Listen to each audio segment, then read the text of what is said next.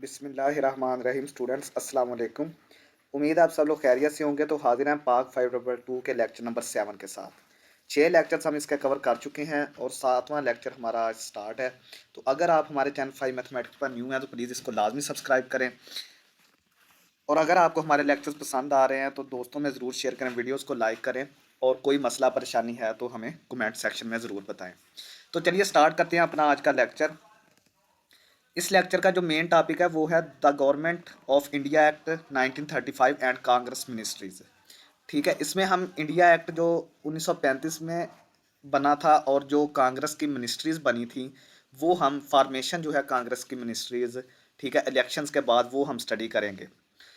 तो चलिए स्टार्ट करते हैं। थोड़ा सा इंट्रोडक्शन के बारे में पढ़ते हैं कि this was the longest and most important constitutional reform introduced by the British government in India before independence.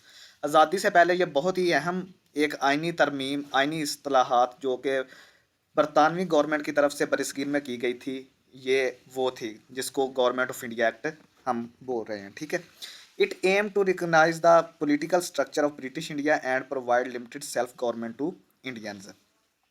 इसका मेन मकसद ये था कि बरसगीर में जो एक सियासी साख थी, ठीक है, और इंडिया में कोई सेल्फ गवर्नमेंट जो एक महदूद किस्म की जो सेल्फ गवर्नमेंट है जिसमें इंडियन लोग यानी कि बरसगीर के लोग भी शामिल हों, वो प्रोवाइड करनी थी, वो बनाना इसका मकसद था।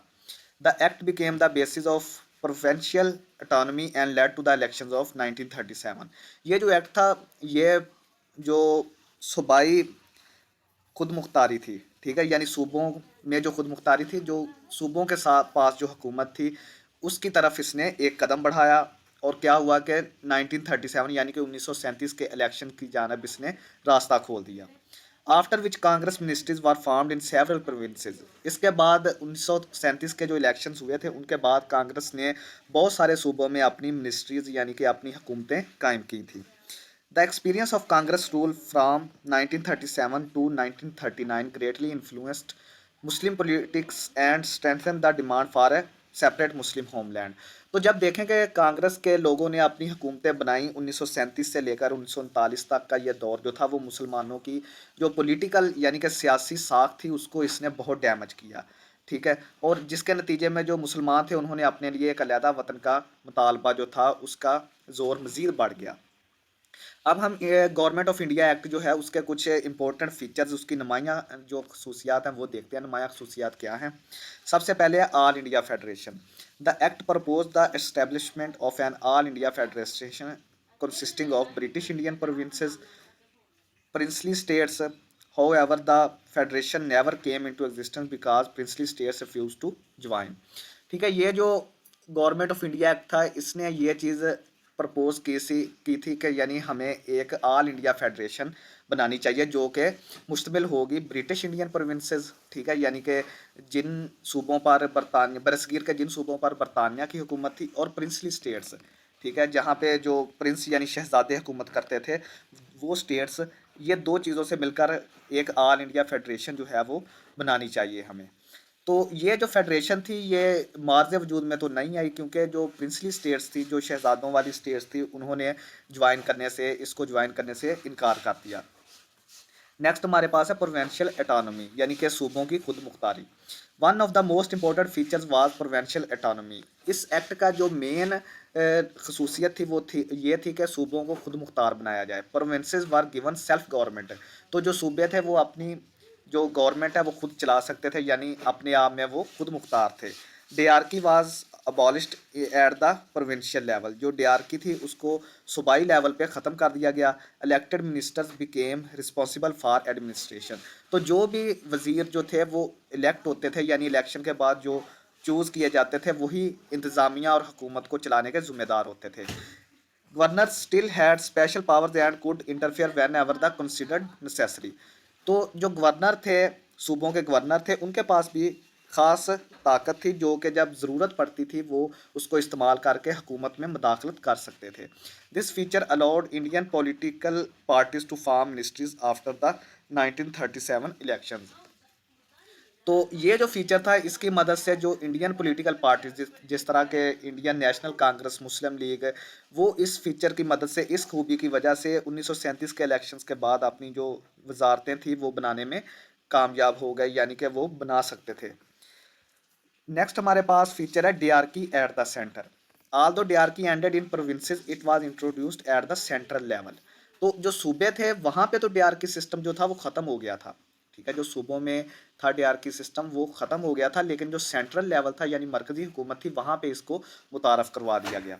सब्जेक्ट्स वर डिवाइडेड इनटू, जो मौजू थे यानी कि जो काम करने के जिन मौजूआत पर काम करना था वो दो हिस्सों में डिवाइड कर दिया गया, रिजर्व सब्जेक्ट्स और ट्रांसफर्ड सब्जेक्ट्स।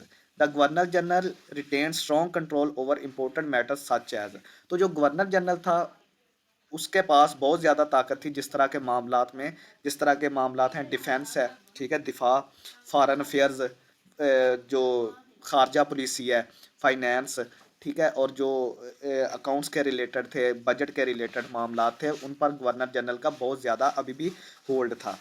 तो नेक्स्ट हमारे पास है by cameral legislature.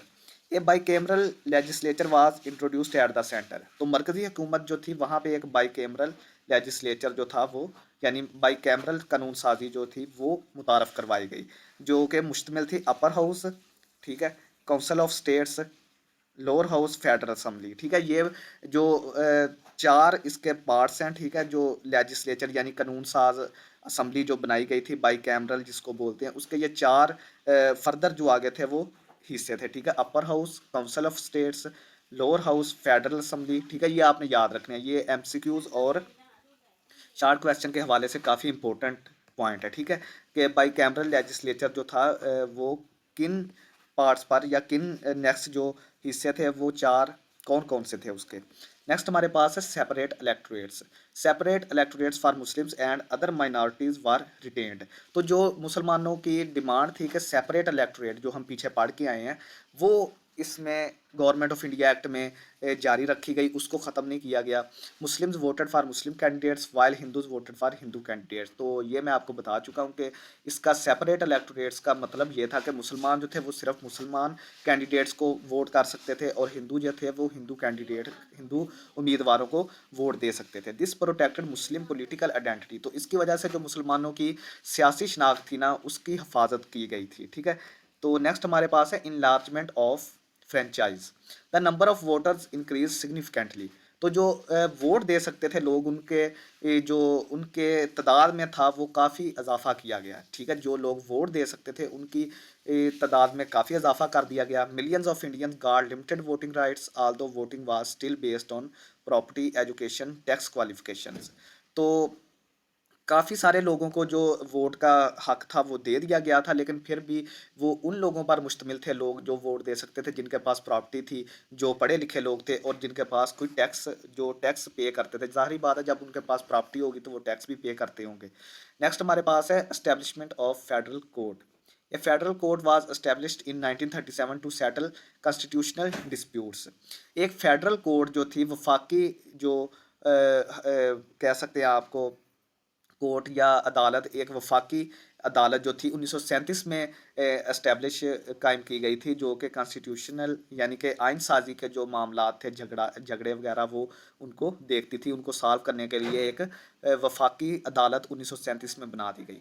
It later became the basis of the judicial system of independent India and Pakistan. इसके बाद यही जो फेडरल कोर्ट बनाई गई थी जब इंडिया और पाकिस्तान आज़ाद हुए थे, तो इसी बुनियाद पर जो अदलिया का निज़ाम था वो भी इसी निज़ाम पर ही बनाया गया था। नेक्स्ट हमारे पास है special powers of governor generals. तो जो गवर्नर जनरल्स थे सूबों के उनके पास स्पेशल पावर्स थी, वो हम देखते हैं कि कौन कौन सी हैं। The governor general remained very powerful, ठीक है, मैं आपको बता चुका हूँ कि गवर्नर जनरल के पास बहुत ज़्यादा पावर थी। He could dismiss ministries. तो जो सूबों में वजारतें थी, वजीर थे, वो उनको डिसमिस कर सकते थे, बरदखल कर सकते थे, यानी कि वजारत से उतार सकते थे। इशू आर्डिनेंस, ठीक है, यानी कि जो हुक्म थे जो सूबे में चलाने के लिए, वो सूबे को चलाने के लिए जो भी मामलात थे हुक्म देना वो सारे काम ये गवर्नर जनरल कर सकते थे। कंट्रोल डिफेंस एंड फाइनेंस, ठीक है, इनका कंट्रोल दिफा और पैसा जो बजट यानी कि, ठीक है, वहाँ पे भी इनका जो था कंट्रोल था। Suspend constitutional reforms in emergencies. तो जो आइन साजी की गई, आइन साजी की इस्लाहात की जाती हैं, आइन बनाए जाते हैं मुल्क को या सूबों को चलाने के लिए, तो अगर कोई एमरजेंसी नाफिज हो जाती है तो ये उनको ख़त्म करके अपना कोई अलहदा निज़ाम भी दे सकते थे, ठीक है, यानी कि एमरजेंसी के मौके पे। नेक्स्ट हमारे पास है 10 real power still remain with the British government. तो देखेंगे जो गवर्नर जनरल थे वो ब्रिटिश लोगों के थे, यानी कि बरतानवी हुकूमत के अपॉइंटेड थे, उन्होंने उनको अपॉइंट किया था। तो जो सारी पावर थी ना वो उनके पास ही थी, ठीक है। तो जो वजारतें थी वो तो एक बस बराए नाम थी, तो बाकी जो सारी पावर्स थी वो गवर्नर जनरल के पास थी। अब हम इलेक्शंस ऑफ 1937 के बारे में देखते हैं कि इसके कुछ चीदा चीदा जो मामलात हैं, कौन कौन सी पार्टियों ने हिस्सा लिया, कहाँ कहाँ से कौन सी पार्टी जीती है, ठीक है। इम्पोर्टेंट जो लीडर थे वो कौन कौन से थे, तो उनकी जो पॉलिसीज थी वो किस तरह की थी, ये हम 1937 के जो इलेक्शंस हैं उनके बारे में पढ़ते हैं।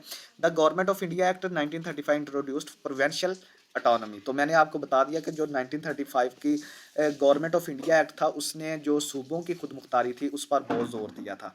This reform created elected provincial governments. तो इस इस्लाहात की मदद से जो प्रोविंशियल गवर्नमेंट यानी सूबाई हुकूमत थी वो हर सूबे में यानी कि अलग-अलग हुकूमत बनाने का मौका मिल गया, ठीक है। यानी क्योंकि सूबे खुद मुख्तार हो गए थे तो हर सूबे में जो अलग गवर्नमेंट थी वो कायम की गई।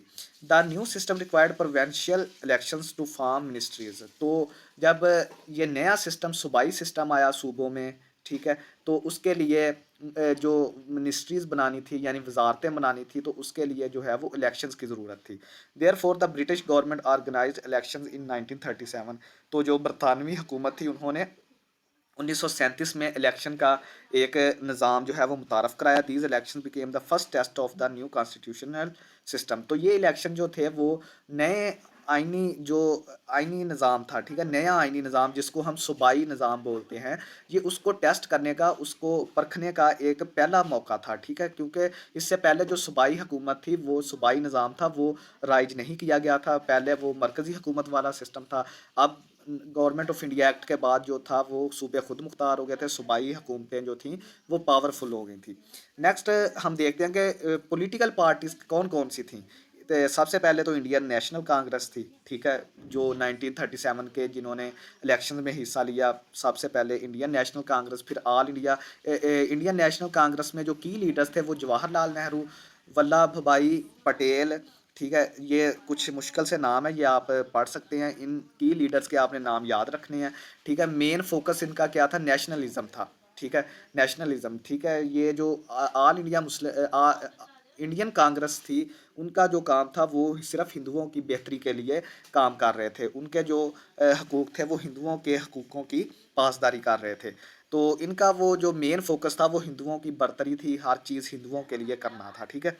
Complete independence, swaraj, civil liberties, expansion of education. तो इनकी डिमांड्स क्या थी, डिमांड्स इनकी ये थी कि कंप्लीट इंडिपेंडेंस, ठीक है, यानी कि जो बरतानवी हुकूमत है उसका ख़ात्मा होना चाहिए, हिंदुस्तान में या बरसगीर में जो है वो उन्हीं की हुकूमत होनी चाहिए। सिविल लिबर्टीज़ यानी कि जो सिविल की चीज़ें हैं वहाँ पे लोगों को सिविल के जो मामलात हैं आज़ादी होनी चाहिए वहाँ पे। एक्सपेंशन ऑफ एजुकेशन, तालीम का फ़रोग होना चाहिए, तालीम को बढ़ाना चाहिए। रिडक्शन ऑफ लैंड रेवेन्यू, जो ज़मीनों पे टैक्स लिया जा रहा था बरतानवी हुकूमत की तरफ से उसको कम करना। एंड इकनॉमिक रिफॉर्म्स, और माशी जो इस्लाहात हैं वो करना, इनका जो था वो मेजर डिमांड्स थी, पॉलिसीज़ थी। नेचर ऑफ पॉलिटिक्स क्या थी, ऑल इंडिया ब्रॉड बेस्ड। तो ये ऑल इंडिया वो अपने आप को कहते थे कि पूरे जो बरसगीर की नुमाइंदा जमात थी ना वो बोलते थे कि इंडियन नेशनल कांग्रेस है, हालांकि ऐसा नहीं था, वो सिर्फ हिंदुओं के हकूक़ के लिए काम कर रही थी, ठीक है। उनका कहना तो और बात है, लेकिन जो असल बात थी वो सिर्फ हिंदुओं के लिए काम कर रही थी। नेक्स्ट हमारे पास है ऑल इंडिया मुस्लिम लीग। तो इसमें जो की पर्सनैलिटीज़ थी वो मोहम्मद अली जिन्ना थे, लियाकत अली ख़ान थे। तो इनका काम ये था कि मुसलमानों की जो सियासी हकूक़ थे उनकी पासदारी करना, उनकी हिफाजत करना। तो इनके जो मेन मुद्दे थे वो थे कि सेपरेट इलेक्टोरेट होना चाहिए, सेफ गार्ड फॉर मुस्लिम्स, मुसलमानों की हिफाजत, fair representation in jobs and legislatures. तो कानून साजी और जो सरकारी नौकरियाँ हैं वहाँ पे मुसलमानों का हिस्सा होना चाहिए। Protection of religion and culture, और इस्लाम की हिफाजत और उनकी सकाफ़त की हिफाजत करना। माइनॉरिटी फोकस्ड कॉन्स्टिट्यूशनल, तो इनका जो था वो अपने मुस्लिम लीग जो थी उसने मनार्टीज़ को भी नहीं भूले।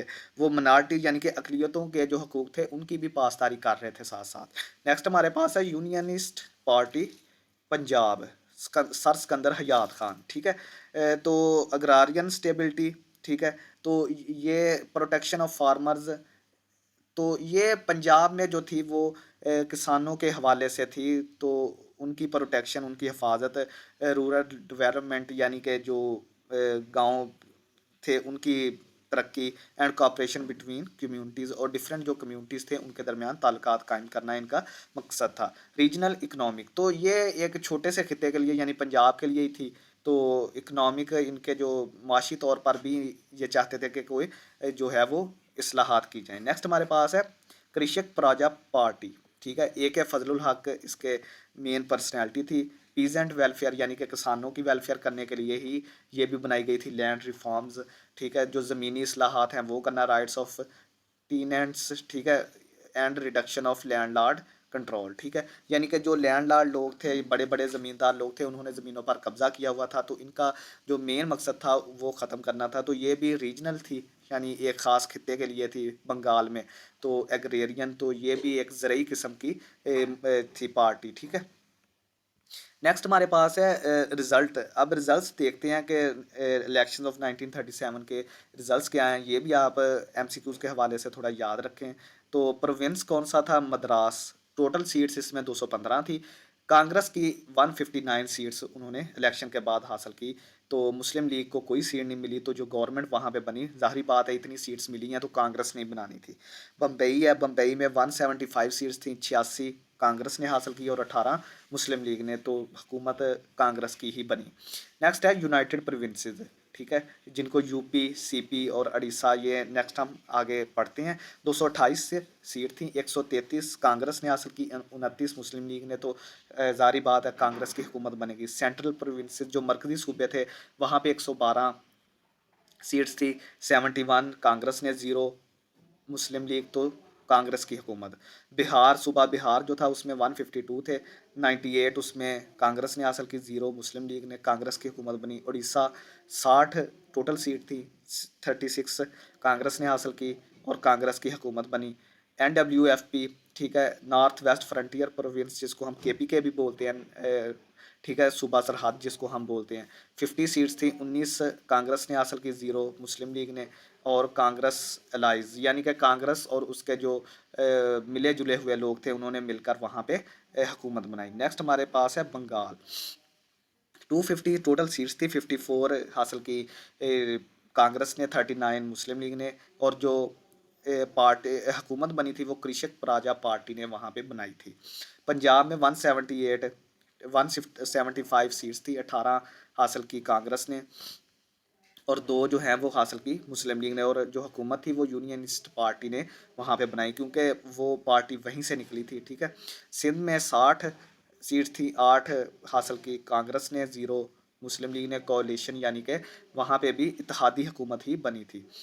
असम में 108 सीट्स थी, 38 हासिल की इन्होंने इंडियन नेशनल कांग्रेस ने, और 9 उन्होंने की मुस्लिम लीग ने, कांग्रेस की हुकूमत वहाँ पे बनी, ठीक है। तो अब हम देखते हैं कि the 1937 election were held in 11 provinces of British India. 1937 के जो इलेक्शन थे वो 11 सूबों में मुनक्कद किए गए थे।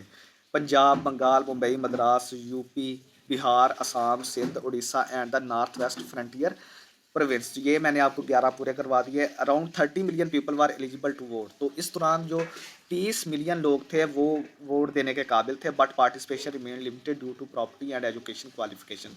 लेकिन जो वोट था वो थोड़े ही लोगों ने किया था, क्योंकि वो प्रॉपर्टी और एजुकेशन क्वालिफिकेशन वाली दरमियान में शराइत आ गई थी। A total of 1585 legislature seats were contested. तो टोटल जो सीट्स थी सारे सूबों में वो 1585 थी, including 482 reserve for Muslims under the system of separate electorate to ensure minority representation. और जिसमें 482 सीट्स तो मुस्लिम के लिए, मुसलमानों के लिए रिजर्व थी, जो कि सेपरेट इलेक्टोरेट की बुनियाद पर माइनॉरिटी सिस्टम को प्रोटेक्ट करने के लिए दी गई थी। नेक्स्ट अब हम देखते हैं कि इसमें इलेक्शन में कांग्रेस की परफॉर्मेंस क्या थी। कांग्रेस वन मेजर विक्ट्रीज इन हिंदू मेजोरिटी प्रोविंसेस।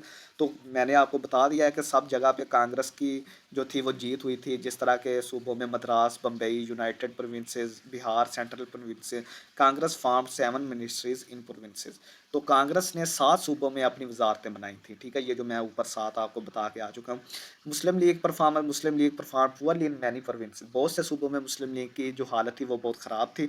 तो इनकी रीजंस क्या थी? वीक ऑर्गेनाइजेशन, सबसे पहले इनकी इंतज़ामिया कमज़ोर थी, रीजनल मुस्लिम पार्टीज़ तो कुछ वहाँ पे रीजनल यानी कि सतही तौर पर, यानी कि अगर पंजाब की बात करें तो वहाँ पे यूनियनिस्ट पार्टी थी, बंगाल में कोई और पार्टी थी, तो जिसकी वजह से जो ओवरऑल इफेक्ट था मुस्लिम लीग की परफॉर्मेंस पर वो कम हो गया, यानी कि उनका असर जो था वो कम हो गया, क्योंकि बहुत ज़्यादा पार्टीज़ आ गई थी दरमियान में इलेक्शन में, तो मुस्लिम लीग की बहुत ज़्यादा जो है वो बुरी तरह से हार हुई थी। लैक ऑफ रूरल सपोर्ट, तो लोगों की जो सपोर्ट थी वो बहुत ज़्यादा कम थी।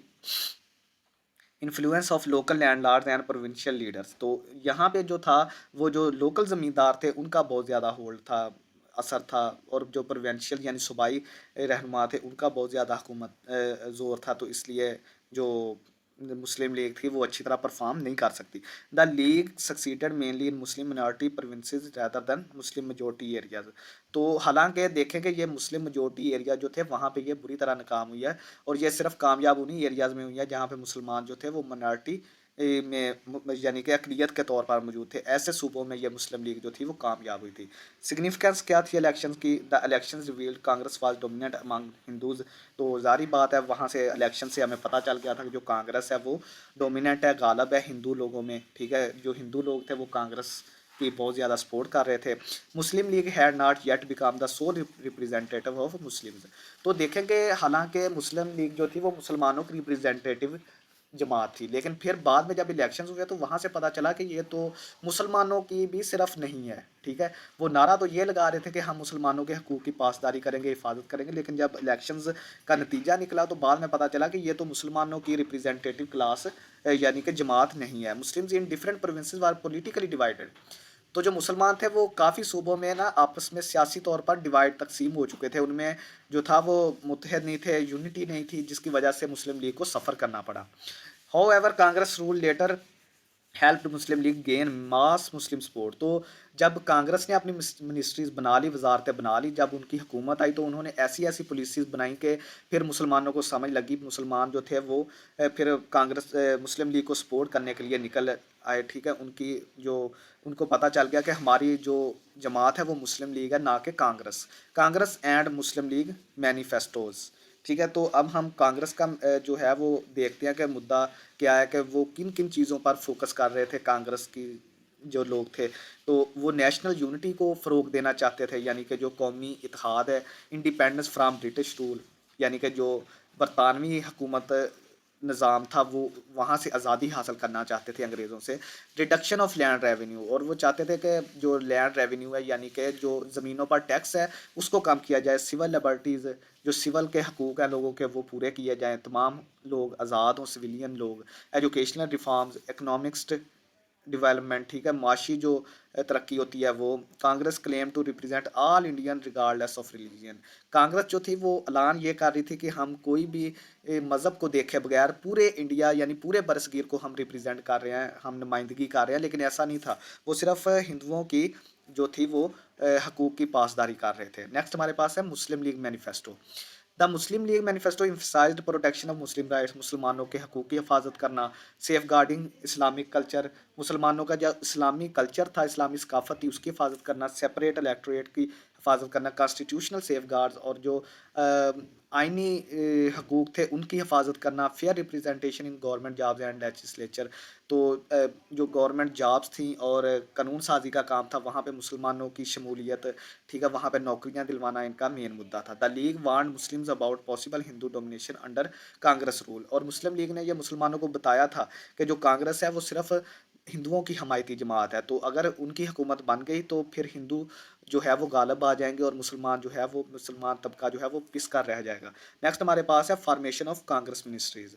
After winning election Congress form ministries in the following provinces, तो मैंने आपको बताया था कि जब कांग्रेस ने इलेक्शन जीत लिया तो उसने Madras, Bombay, UP, Bihar, central UP, CP, Orissa, ठीक है, इनमें जो है वो उन्होंने अपनी हुकूमत बनाई। बाद में उन्होंने NWFP यानी कि KP के अब जो है उसमें भी हुकूमत बनाई।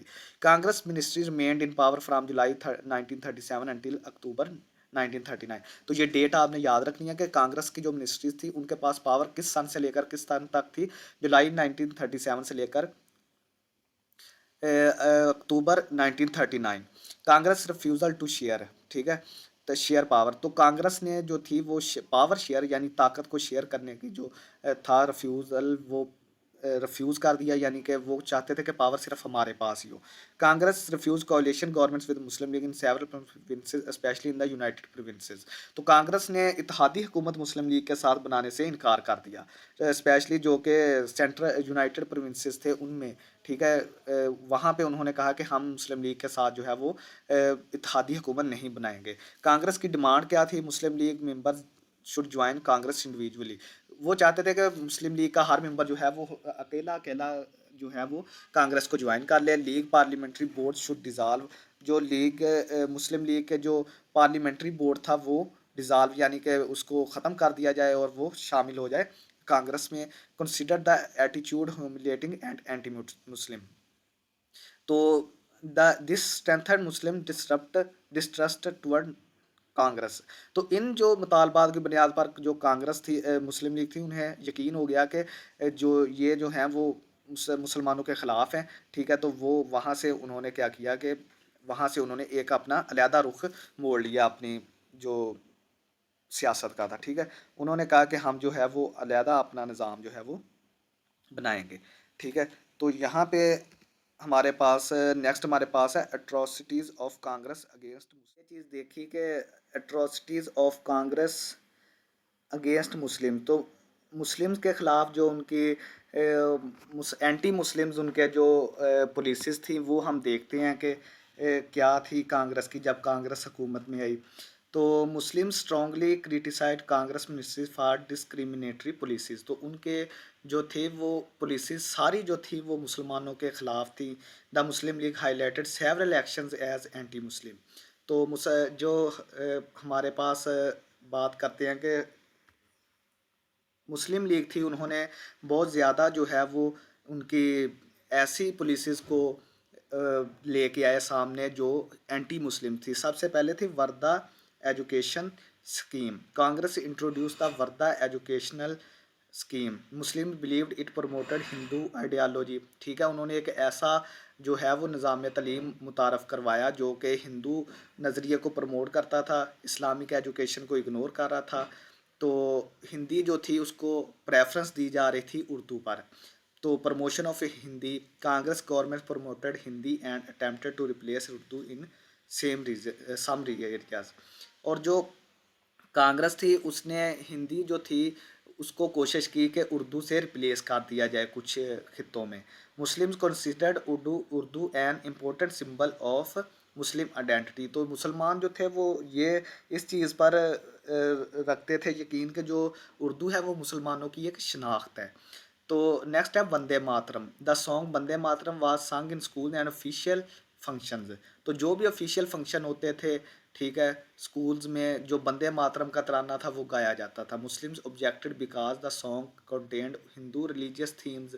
इसमें जो था वो हिंदू रिलीजियस थीम जो थे वो बताए गए थे, यानी कि ज़्यादातर हिंदू मज़हब के रिलेटेड चीज़ें थी। It conflicted with Islamic beliefs, और इस्लामिक जो कानून थे उसके ख़िलाफ़ थी ये चीज़ें सारी, तो इसलिए मुसलमानों ने इनको अपोज़ किया। कांग्रेस का flag, the Congress try colour flag was promoted in school and public institution. तो जितने भी स्कूल थे और जितने भी सरकारी अदारे थे वहाँ पर जो कांग्रेस का 3 तिरंगा जिसको बोलते हैं वो जो झंडा था वो प्रमोट किया जा रहा था, उसका प्रचार किया जा रहा था।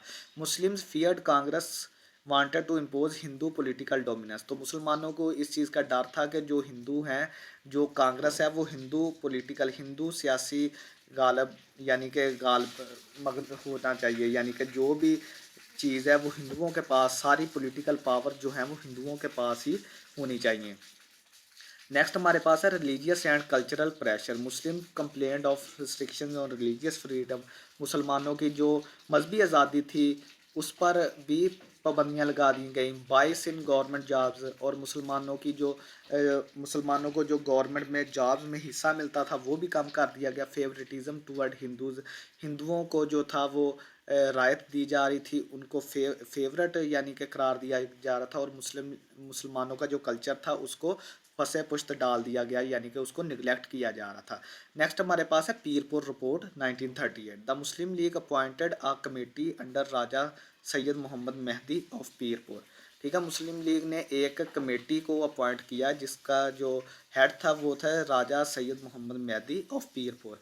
The report documented alleged injustice against Muslims under Congress rule. तो उसका जो मकसद था, उसने एक डॉक्यूमेंट बनाया, एक पेज बनाया जिस पर उसने कांग्रेस की जो हुकूमत थी उन्होंने जो मुसलमानों के ख़िलाफ़ जो गैर मुनसफ़ाना रवैया था उसका उन्होंने जो है वो एक खाका, एक चार्ट तैयार किया। It became an important political weapon for the Muslim league. तो ये एक मुस्लिम लीग के लिए एक सियासी हथियार के तौर पर काम कर गया। ये जो पीरपुर रिपोर्ट थी वो काम कर गई। नेक्स्ट हमारे पास है Sharif report. Another report from Bihar highlighted Muslim grievances against Congress ministries. तो जो कांग्रेस की मिनिस्ट्रीज थी बिहार के सूबा बिहार में जो मुसलमान थे वहाँ पर भी बहुत ज़्यादा मुसलमानों के साथ ज़्यादतियाँ की जा रही थी। तो वहाँ पे भी उन्होंने जो है शरीफ रिपोर्ट एक पेश की गई, जो कि जिन्होंने मुसलमानों की जो वहाँ पे आहोजारी है वो जो है वो उसको पेश किया था। Muslim mass contact campaign. Next हमारे पास है मुस्लिम का mass contact campaign. Congress launch the campaign to attract Muslim directly. तो कांग्रेस ने एक ऐसी साजिश के ज़रिए एक कंपेन लॉन्च की जो कि मुसलमानों को डायरेक्टली है जो कांग्रेस की तरफ अट्रैक्ट करती थी। Muslim League viewed it as an attempt to weaken Muslim political identity. तो मुस्लिम लीग ने ये देखा कि ये जो है वो मुसलमानों की सियासी शनाख्त को ख़त्म करने की एक कोशिश की जा रही है। Recognition of Muslim league. तो रिकॉग्निशन ऑफ मुस्लिम लीग यहाँ पे हम देखते हैं कि जो मुस्लिम लीग थी उन्होंने the period of Congress ministry proved highly beneficial for Muslim league growth. तो जब मुसलमानों को पता चला कि जो कांग्रेस है वो तो सिर्फ हिंदुओं के लिए काम कर रही है और मुसलमानों के हकूक़ को पसे पुश्त डाल रही है, तो इसकी वजह से जो मुस्लिम लीग थी उसको ग्रोथ में बहुत ज़्यादा मदद मिली। Many Muslims concluded Congress represented mainly Hindu interest. तो बहुत सारे मुसलमान जो थे उन्हें रियलाइज़ हो गया कि जो कांग्रेस है वो सिर्फ हिंदुओं के मफादात के लिए काम कर रही है। मुस्लिम नीडेड सेपरेट पॉलिटिकल लीडरशिप। और जो मुसलमान हैं उनके लिए एक अलहदा जो है वो पॉलिटिकल सिस्टम होना चाहिए, पॉलिटिकल जमात होनी चाहिए अंडर द लीडरशिप ऑफ, यानी कि किसी अच्छे लीडर की नुमाइंदगी में। अमर्ज्ड एज द नेक्स्ट हमारे पास है राइज ऑफ जिन्ना। अब कायदे आज़म मोहम्मद अली जिन्ना के बारे में पढ़ते हैं। Emerged as the undisputed leader of Muslim. तो ये जो कायदे आज़म थे वो मुसलमानों के एक बहुत अच्छे लीडर के तौर पर उजागर हुए, यानी कि इनके रिलेटेड किसी भी मुसलमान को कोई शक या शुबा नहीं था। He united different Muslim groups under the Muslim League banner. तो मुस्लिम लीग के बैनर के मुस्लिम लीग के झंडे तले उन्होंने बहुत से मुसलमानों को जो है वो इकट्ठा किया। नेक्स्ट हमारे पास है day of deliverance 1939। When British entered in 1939 Congress ministries resigned in protest without consulting Indians. तो जो कांग्रेस की मिनिस्ट्रीज थी उन्होंने कांग्रेस की वजारतों ने अपने इस्तीफ़े देने शुरू कर दिए बगैर किसी मशवरे के।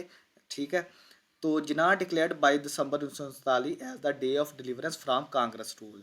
तो जो कायदे आज़म थे उन्होंने 22 दिसंबर 1939 को जो था वो डे ऑफ डिलीवरेंस, यानी कि कांग्रेस का जो कानून था, कांग्रेस की जो हुकूमत थी उससे छुटकारे का दिन उन्होंने इसको यादगार के तौर पर नाम दिया।